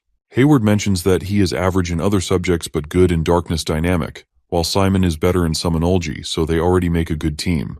He gives him a detailed review of the 9 subjects. The subjects they have to study in the first grade include Catarology, Darkness Dynamics, Summonology, Spiritology, Hematology, Toxicology, Magical Combat, Defense Against Holiness, and Elementary Black Magic. Catarology, Summonology, and Darkness Dynamics weigh the most in the final grade, making them the 3 core studies of necromancers. They are already good at 2 of these subjects, so Hayward suggests finding someone good at Catarology. When Simon asks him about the final group member, he tells him that Spiritology, Hematology, Toxicology, Magical Combat, etc. are auxiliary subjects that can't be majored, so they are better off skipping those. Most of the kids interested in magical combat are dedicated only to that subject, so they will have bad grades in others. They don't need those students in their group. On the other hand, kids who aim to major in Catarology are usually good at defense against the holiness. Similarly, Hematology has a lot of similarities with Toxicology. Bro is just yapping at this point. Keeping in mind all of this, Hayward has come up with a list of students that they should aim to put in their group. If they can't convince their first choice, they move on to the second student. Since they have the special admission #1 student in their group, it won't be that difficult to recruit others. All this talk makes Simon a bit too motivated. On exam day, my boy has the exact opposite reaction. Jane Olivia, the vice-chancellor, is overseeing the exam. All the students fear her since she can expel even third-grade students. She warns Hayward about chatting during the test and reminds everyone to focus. Since all the students appear confused by her presence, she explains that she is officially in charge of Class 1A this semester. She tells all of them to work hard and not disappoint her with the gaps in their skills. Simon struggles with the questions given in the exam. He realizes that having a battalion means nothing since it wouldn't allow him to get good grades. However, he refuses to give up and decides to try his best to adapt to life at Kizan. After the exam, Jane and her assistants begin grading. Soon after, Nephthys shows up like a Pokemon. She says that she is only here to hang out but gets hit with a karate chop on the head. Jane sends the 2 assistants away and asks Nephthys to grade the exam since she is also here. As she is grading all the papers, Jane gets stuck on one specific paper. The student got most of the basic questions wrong, but he dared to solve the hardest question at the end. Jane asks Nephthys why she actually assigned her to this class and shows her Simon's paper. Nephthys smirks, hinting she placed him there deliberately. Nephthys asks Jane why all the names of the students are hidden. She tells her that it's a blind evaluation to prevent any bias. Nephthys thinks that she is going overboard since this is just the first test of the semester. Jane tells her that it might just be a test, but she has already made some interesting discoveries. The paper that Nephthys is grading has question #2 in toxicology, regarding the ingredients correct, but at the same time got the comparison question wrong. On the other hand, the paper she has is the complete opposite. The student got most of their basic questions wrong, but they still decided to solve the hardest question. Moreover, the formulas they used were mostly wrong and all over the place. It seems like the student didn't undergo any prep classes and just came up with the answer based on their own deduction and last week's classes. They even used a Summонеr formula to calculate the amount of darkness. The correct answer to the question is 1,200,000. The student's answer is 1,200,146. Even though it is not really the exact answer, the student still managed to get close with just their deduction. Jane removes the sheet hiding the name of the student and asks Nephthys why she assigned her to a class with this particular student. Nephthys gives her a smile and says that she has no idea what she is talking about. Later, the exam results are posted. All the students discuss their results, and some even think about changing majors. Simon is shocked by his scores since his only above-average score is in summonology. Hayward tries to cheer him up and tells him that he has a high score in summonology. He says that it's impressive for someone without prior preparation. Hayward's own average is 70, with darkness dynamics being his best subject. Simon feels betrayed that Hayward is better at academics than he lets on, but Hayward tells him that he only studies enough to not get expelled. However, they now have a bit of an issue with their plan since the results are published already. They may have trouble recruiting even a single member with their current scores. Jane gives them 30 minutes to finalize groups and reminds them that their groups will stay the same throughout the semester. They will get group assignments that can only be solved by working with other group members, which means that poor teamwork will affect their grades. All the students immediately start looking for good group members. Simon notices that their top choices, Jamie and Claudia, are already invited to other groups, while their third and fourth choices, Rosenthal and Catherine, have also teamed up. He tries to calm himself since there is no group of 4 at the moment. The most important subject their group needs is catarology. He notices that most groups with 3 or more members have average scores, while the top-performing students in the class are still observing their options. Without wasting more time, Simon approaches Malin, the student with the highest average score of over 90, and asks her to join his group. The class is shocked by his boldness. Malin calls Simon funny and questions if he thinks his special admission is a free pass. She tells him that she only trusts numbers and points out Simon's low average score of 30. When she asks if he's serious about inviting her to his group, Simon confidently replies that he is. He tells her that she is lacking in summonology since it is the only subject where she scored in the 80s. Malin gets a bit annoyed and says that her score is still far higher than his. However, our boy decides to risk it all and bets that he will surpass her in summonology in a single month. If he fails, he vows to quit Kizan. Malin is stunned by his audacity and thinks he must be crazy. She asks him to take back his promise to avoid embarrassing himself, but Simon refuses. Malin debates the situation internally. She is determined to maintain her top rank this semester and sees Hector as her biggest rival. While she is confident about beating him in written exams, she worries about falling behind in combat and performance assessments. To outshine Hector, she realizes she needs to dominate group lectures. Since summonology is her weakest subject, Simon might be her best chance given that he defeated him without a prep class. After some thought, Malin asks Simon if he's certain he can keep his promise. Simon assures her he will, no matter what. Reluctantly, Malin agrees to join his group. Hayward hugs him joyfully at the news. When Malin asks who Hayward is, Simon introduces him as their teammate and tells her not to worry. She glares at him and says that she is already committed to this, so she can't do much, but if he gets in her way, she won't forgive him. My man Hayward catching strays. Curious, Malin asks Hayward about his darkness dynamics score. He replies with a modest 74, and Malin remarks that it's not bad. Hayward laughs, calling her picky, and asks who they should recruit as their final member. Malin suggests they look for someone skilled in hematology since it's time-consuming and requires meticulous calculations. Hayward confidently tells them to sit back and relax while he finds the perfect candidate. As he leaves, other students begin gossiping about how the top two students, Malin and Simon, are now in the same group. They still think that there is some hope because Simon doesn't look that promising at the moment. Malin asks Simon where his family is from, as she has never heard his name before. Simon explains that he is the heir to a barony in the Baldwin Kingdom, where his family manages Les Hill.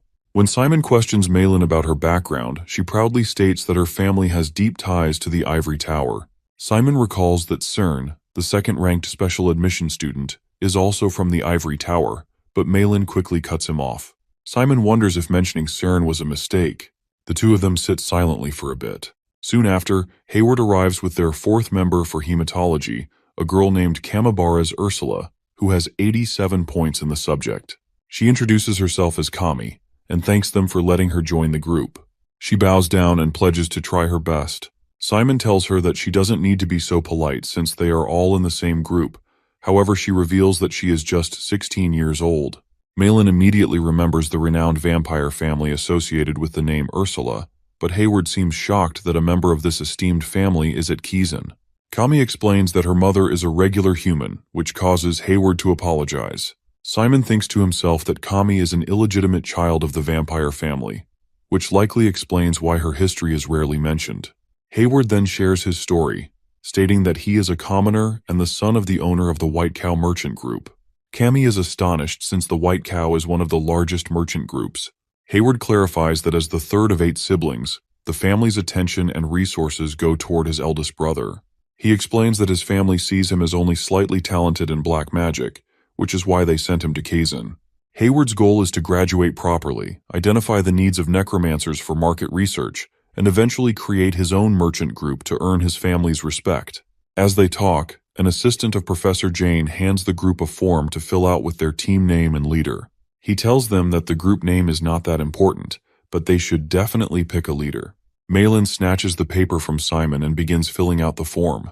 When Simon asks if she wants to be the leader, she confidently says yes and writes her name. They decide on Team 7 as their group name, with subjects including catarology, summonology, darkness dynamics, and hematology. The classroom grows noisy as other students argue over forming groups.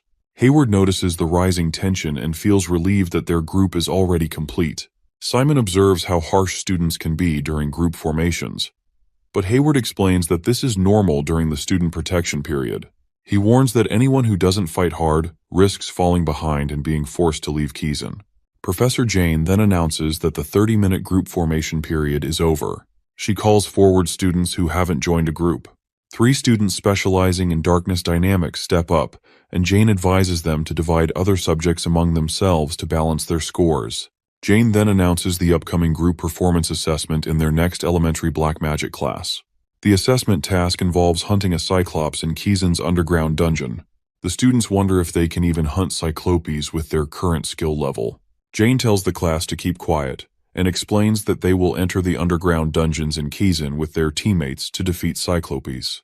Each group must work together, but only one member will directly face the cyclops.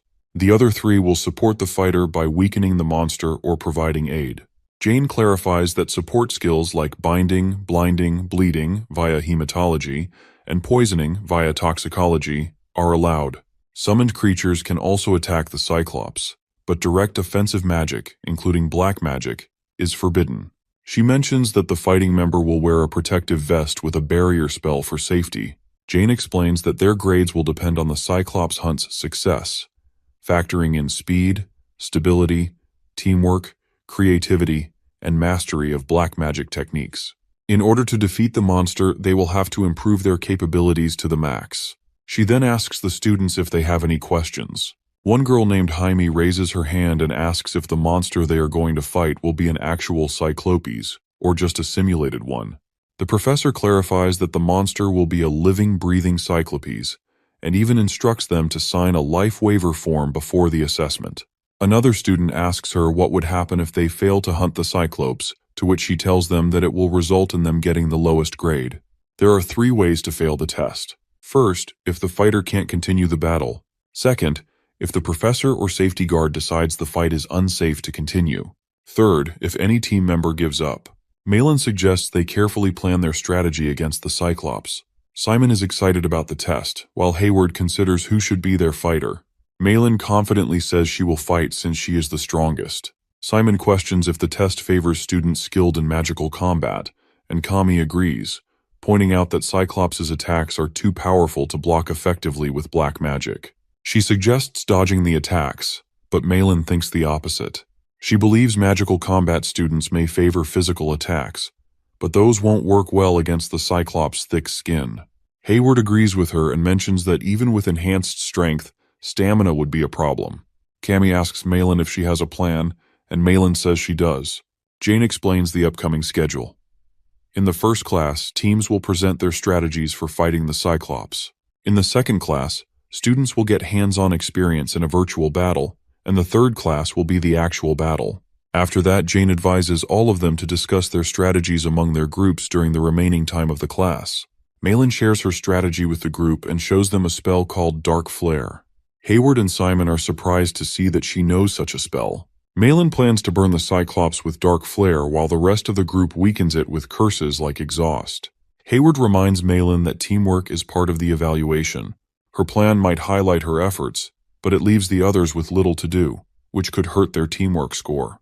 Malin turns back and asks him if he has a better idea. Simon asks if she can cast Dark Flare while dodging the Cyclops' attacks. Malin admits she might struggle with that, recalling how she fell behind in physical tasks during combat training. However, she insists that if their curses are effective, she won't need to dodge. Hayward points out that curses aren't their specialty, and reminds her that she is the group's expert in catarology. Simon steps in with a new idea. If summoning creatures is allowed, he can distract the Cyclops while Hayward and Kami use their skills to support the fight. When Simon asks Kami about her role, she says hematology is quick and adaptable, so she will focus on curses. Since there is not much left to do, Hayward plans to practice Exhaust all week to strengthen his contribution. As the bell rings, Jane reminds the students to prepare a 10-minute presentation for the next class. Their strategy must clearly explain each member's role and the black magic techniques they will use. After their class ends, Hayward thinks to himself how Simon can sometimes just think of solutions and lead his teammates naturally. He suggests they go to the cafeteria to eat the hamburger steak. All of them leave without Malin causing her to have a breakdown. She asks them how they can be so mean, and they tell her that she should have stuck with them since it was a limited-time offer. The next class is toxicology, and the professor introduces himself as Langstrauss. Bro is on 1 HP. All the students get bored immediately after the class begins, since they are just learning about some chemical reactions. The students immediately get up when the professor tells them that they will be making some low-grade poisons now. However, he starts coughing, and one of the assistants urges him to take some rest. She sends him off and takes over the class for the day. After the professor leaves, she throws one of the books at a student who is sleeping in class. Everyone immediately wakes up as they hear the assistant screaming. She scolds them for acting so rudely in front of a professor. Francesca criticizes the students for being rude and reminds them to mind their manners. She informs them that she will be teaching their class today instead of Professor Strauss. The lesson is about making a low-grade poison potion. Assistants hand out materials. and Francesca explains that the key to making this potion isn't about controlling ingredient amounts or the order, but following precise steps. She instructs the class to light the candle under their cauldrons, wait for the water to boil, and then add salamander and barley powder. The students follow along, but Simon complains about the smell. Hayward notices Simon's potion emits green smoke while his own is blue.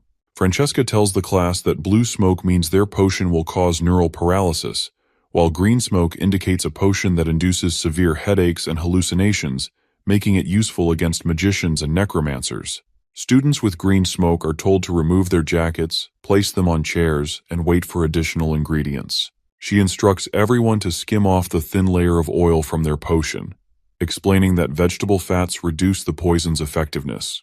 She then tells them to stir the solution until it becomes sticky, warning them to monitor the fire, as excessive heat can ruin the potion.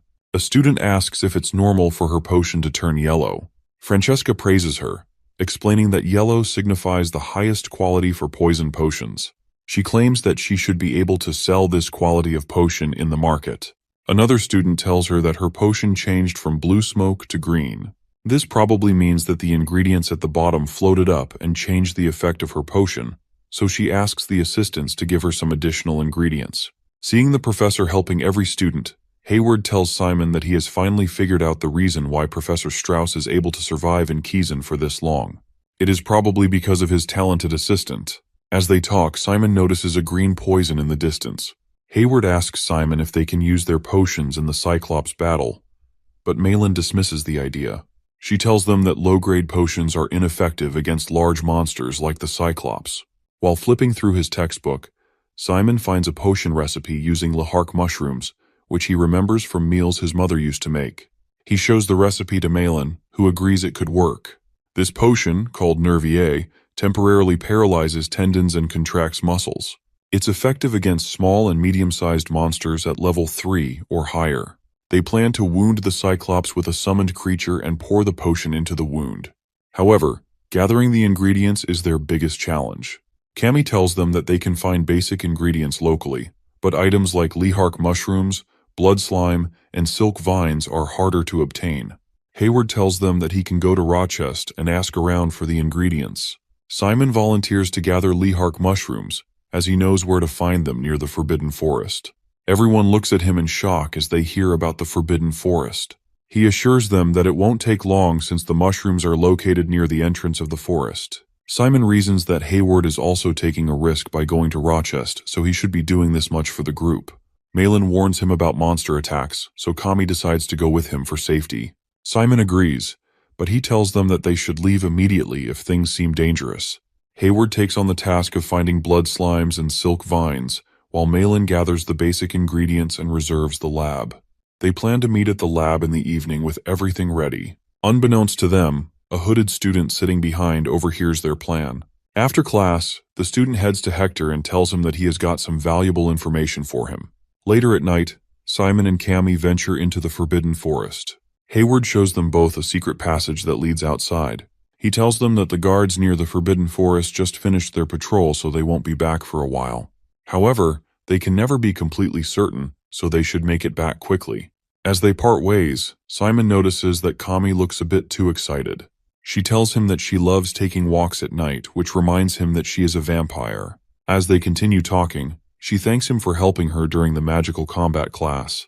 She reveals that she couldn't jump on the hippo and all the other students ignored her. She thought that it was bound to happen since the Academy was so competitive, but he still reached his arm out to help her. Simon tries to play it cool and tells her that it's what he had to do, but she cuts him off and tells him that it makes him incredible. Simon gets a bit nervous and tries changing the topic.